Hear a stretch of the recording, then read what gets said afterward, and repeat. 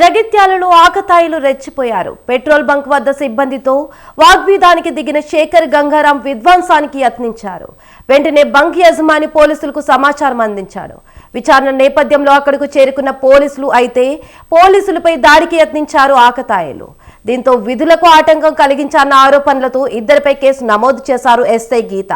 ఇది జరిగిన కొద్ది గంటల్లోనే స్టేషన్ బెయిల్ మంజూరు చేయడంతో విడుదలయ్యారు శేఖర్ గంగారాం. ఇద్దరిలో ఒకరు కాంగ్రెస్ ఎమ్మెల్యే సంజయ్ కుమార్ మనిషి కావడంతో పోలీసులపై ఒత్తిడి చేసి ఎమ్మెల్యే విడిపించారని తెలుస్తోంది. దీంతో తెలంగాణలో ల్యాండ్ ఆర్డర్ అదుపు తప్పిందని ప్రతిపక్ష బీఆర్ఎస్ బీజేపీ లీడర్లు ఫైర్ అవుతున్నారు.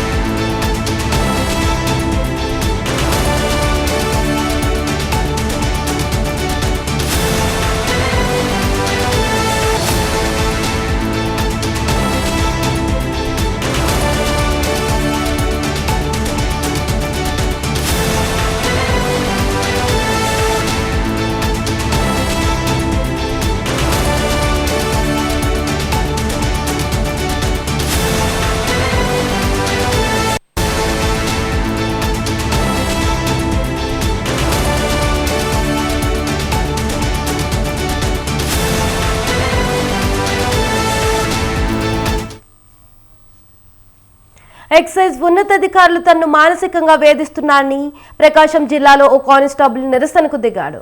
ఎర్రగొండపాలెం ఎక్సైజ్ పోలీస్ స్టేషన్లో కానిస్టేబుల్ గా విధులు నిర్వహిస్తున్నాడు శంకర్ నాయక్.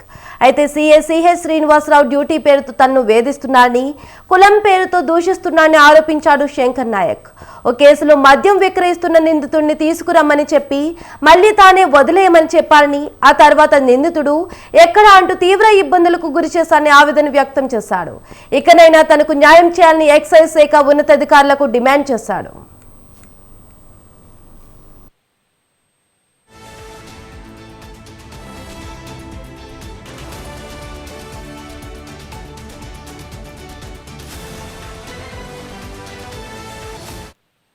రెడ్డి సార్ ఫోన్లో మాట్లాడుతున్నారు సార్. అవన్నీ శంకర్ గారిని నేను నాయక్ని రేపు ఉదయం 7 అక్కడ మన మార్కాపురం అక్కడ ఉండమని చెప్పాను అన్న. మీరు కూడా అదే చెప్పండి,